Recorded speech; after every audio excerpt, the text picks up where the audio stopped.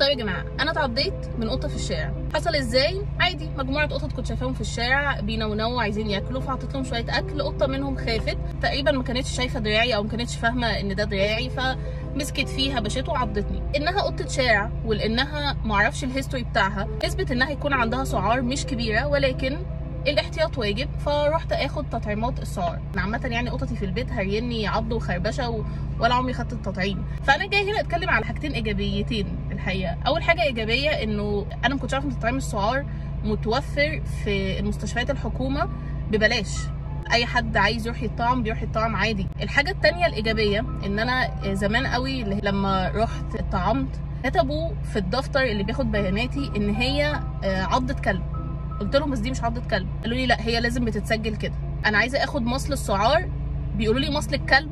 فكانت ساعتها بالنسبه لي ازمه، خصوصا لما كانوا اي حد بيطلع بيتكلم عن تعداد الكلاب اللي في الشارع او تعداد الناس اللي بتتعض من الكلاب اللي في الشارع، كانوا بيقولوا ارقام غير واقعيه، لانه اي حد بيروح ياخد تطعيم سعار كانوا بيسجلوه عضة كلب، مع ان هو مش عضة كلب ولا حاجه. بقى التجربه الايجابيه بتاعتي ان انا لما رحت اخد التطعيم لقيت ان السيستم ده اتغير خالص. بيسالوني على كل تفصيله، يعني قطه ولا كلب، عضه ولا خربشه، قطه بيت ولا قطه شارع. عجبني التفصيل في ان هم بيقولوا الحقيقه، يكتبوا الحقيقه في السجلات، مش مجرد ان احنا بنحط كل حاجه على الكلاب. لا، الموضوع بقى فيه مصداقيه وفيه تقارير مظبوطه. ولكن الحاجه بقى اللي مضايقاني للاسف ما زالت محتاجه توعيه كبيره جدا. الناس اللي بتيجي تاخد تطعيم سعار عمال على بطال. ان مثلا واحد لعاب كلب جه على ايده، هو ما عضوش ولا خربشه، هو تقريبا بق الكلب لحس في ايده، جاي ياخد تطعيم السعار.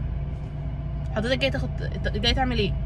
انت ما اتعضتش. لا، مش ماشي من هنا غير لما اخد التطعيم. ويعني اهدار للموارد، هو اي حاجه وخلاص.